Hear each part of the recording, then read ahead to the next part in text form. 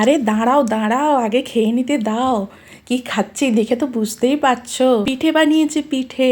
আমরা বিদেশে আসি বলে কি আমরা পিঠে খাবো না? তা কখনো হতে পারে? বাঙালির এত বড় একটা উৎসব, পিঠে উৎসব, শীতের দিনে পিঠে খাবো না তা কখনো হতেই পারে না। আমরা দুনিয়ার যেখানেই থাকি না কেন, পিঠে পুলি এগুলো আমরা ঠিক খাবো। আর শীত পড়া মানে পিঠে তো বানাতেই হবে। আর এখানে তাইওয়ানে আমরা আছি, এখানে চালের গুঁড়িও কিনতে পাওয়া যায় আর নারকেলের কোড়াও কিনতে পাওয়া যায়। শুকনো নারকেল গুঁড়ি এখানে কিনতেই পাওয়া যায় আর চালের গুঁড়িও পাওয়া যায়। তো নারকেল গুঁড়ি আর চালের গুঁড়ি যেহেতু বাড়িতে রাখাই ছিল, তাই শীতের দিনে আজকে বানিয়ে ফেললাম পিঠে। দুধ পুলি পিঠে বানাবো, কিন্তু তার আগে তো পুলিটা বানাতে হবে, পুর ভরতে হবে। তো তার জন্য আমি আগে চালের গুঁড়ি মেখে সুন্দর করে পুলির আকারে বানিয়ে নিয়েছি। এখন পিঠেগুলো আমার বানানো হয়ে গেছে, দেখো কত সুন্দর দেখতে লাগছে। যতই হোক নিজের হাতে বানিয়েছি তার একটা আলাদাই স্বাদ। বাড়িতে যখন ছিলাম তখন মায়ের হাতে বানানো পিঠে খাওয়ার তো তার একটা আলাদাই মজা।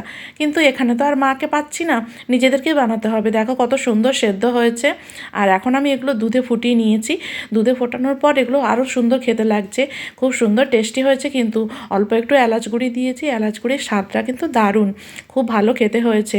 তোমরাই দেখে বলো কেমন হয়েছে, আমার তো খুব ভালো লাগছে। এখন গরম গরম পিঠেটা খেয়ে নিই, খেতে কিন্তু খুব টেস্টি হয়েছে।